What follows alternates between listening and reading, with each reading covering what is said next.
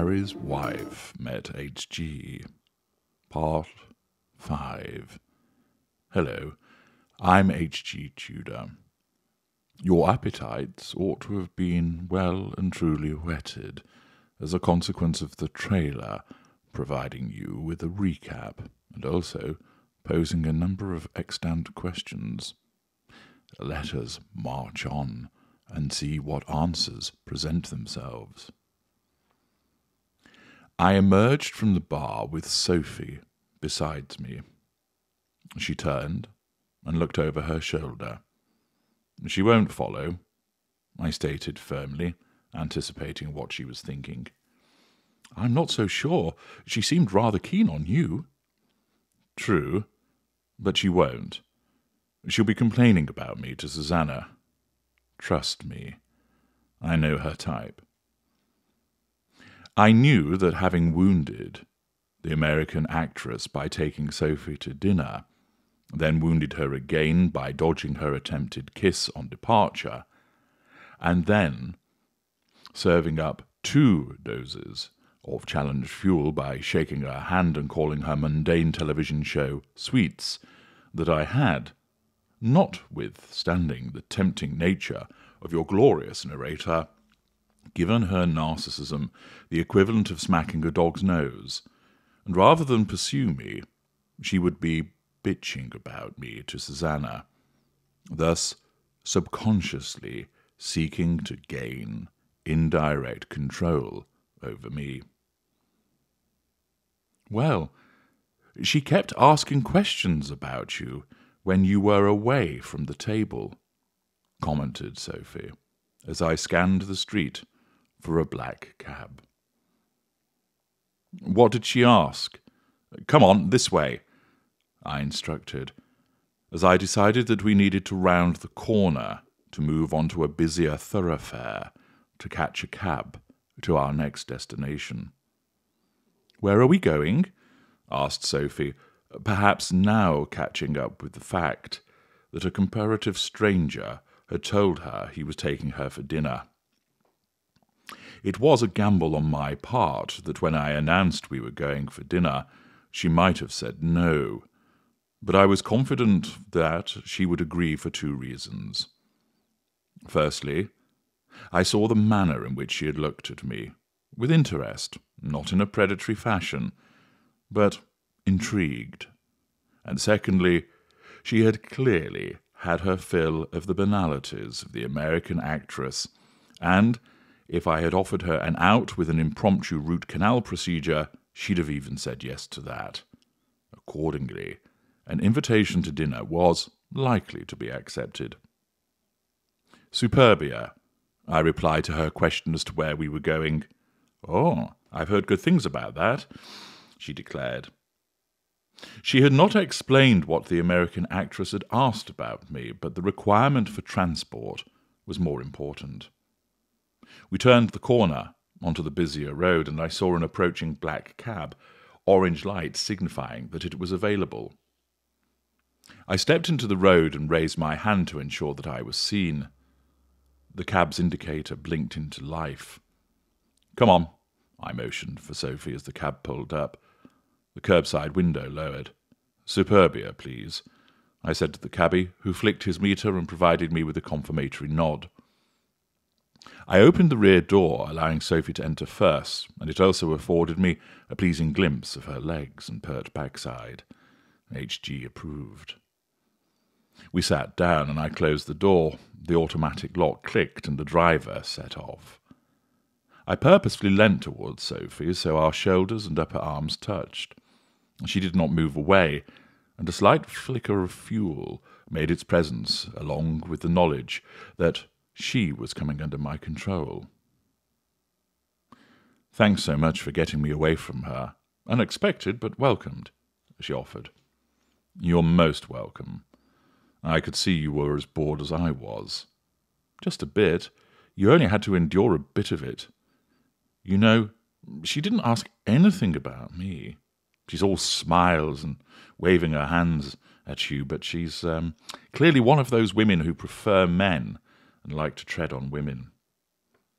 She was correct. But I wasn't interested in something that I already knew. That was wasting time. "You were about to tell me, Sophie," I declared as I gently placed a hand on her forearm, "what she was asking about me." She did not stiffen, nor did she move her arm away. Satisfying. I lifted my hand and adjusted my suit jacket. "Oh, yes, she does this thing as if she's making you a conspirator with her.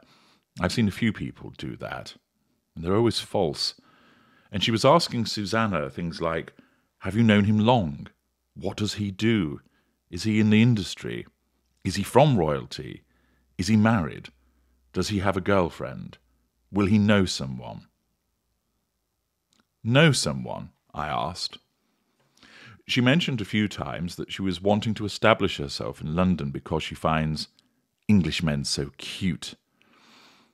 I resisted the urge to roll my eyes. "And she wanted to know if you had the right contacts. I thought she was rather rude, actually." "I see," I responded. "What did Susanna say?" "She answered her various questions, and she told her that you had connections that could be useful to her, and told her to let Susanna guide the conversation." "That went well, then," I snorted. "I know. Susanna couldn't get a word in when she started going on about that television show. You did make me laugh when you wished her all the best with sweets." I nodded in agreement. "Had you heard of her before?" I asked Sophie. She shook her head. "No, but her reps have been touting her to the various colonists in town, which is how she met up with Susanna. She kept saying she's a big fan of England, English guys and the royal family.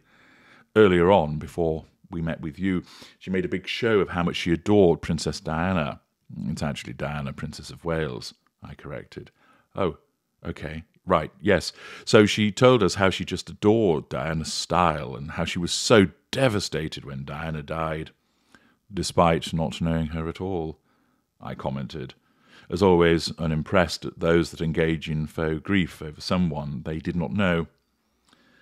This reinforced what I had already assessed the American actress to be. "Yes, anyway, all she talks about is herself or things that she's interested in, and it becomes boring very quickly. She's just set to send, not to receive. I don't think she really has a deep knowledge of things either," continued Sophie, warming to her theme. "Strikes me as most superficial." I nodded, listening to Sophie's retelling of her own experience of the American actress, whilst part of my mind considered what use I could make of Sophie. She was attractive, of intelligence, and her assessment of the American actress was accurate. So far, so showing potential. There was then the electronic tinkle of a notification. "Excuse me," said Sophie. I nodded. She reached into her handbag and checked her phone. "Oh, it's Susanna," she remarked as she opened the message. "She's asking me where we've gone." "She'll be trying to catch us up and then browbeat the maitre d' into accommodating her and the sedative," I observed. Sophie laughed at my reference to the American actress. It was evident that the American actress had subconsciously achieved control by moaning about me to Susanna, who, whilst unlikely to denigrate me, will have made enough sympathetic noises to satiate the American actress's need for control. And now, emboldened, the pushy woman was clearly pestering Susanna to try and join us. I knew Susanna had sharp enough elbows. She needed them in her line of work. But I also knew she would not have instigated this particular inquiry. I saw that Sophie was starting to type an answer. "Tell her we're going to Proelia. Then don't answer any more messages. Susanna won't hold it against you when she finds out it's the wrong restaurant. She'll know it's me that did it, but it's not an issue," I assured Sophie. "Sure. I'm not sure I can take another sweets session, so I'll do it," she replied as she duly messaged Susanna as instructed, and then returned her phone to her bag. I take it you're not keen on her either, then? She asked me. Who? I said dismissively. Meg, oh, remarked Sophie as she caught up. No. Vacuous, self-absorbed, conceited, vaunting, presumptuous, grasping, and something meretricious of her. So it's a no from me. The intricacies of clothing on a television soap is not going to command my attention, whereas you, on the other hand, may well do so. I smiled, fixing my gaze on Sophie. She gave a slightly coy, yet pleased smile as the taxi came to a halt. "Are you hungry?" I asked Sophie, as I exited the cab and moved to the window to pay and tip the driver. "Oh, yes," she remarked, as she alighted on the pavement and looked on the impressive facade of Superbia and its bustling interior. "Are you?" I returned my wallet to my suit, nodded my thanks to the driver, who waited to then set off as a police car passed by. "Oh, I'm ravenous," I answered Sophie as I took her arm and led her towards the entrance of the restaurant. The American actress had now been consigned to nothingness, an interaction of dismissiveness, and instead there was a far more tempting item that had appeared on the menu. The question became, would she be staying for coffee?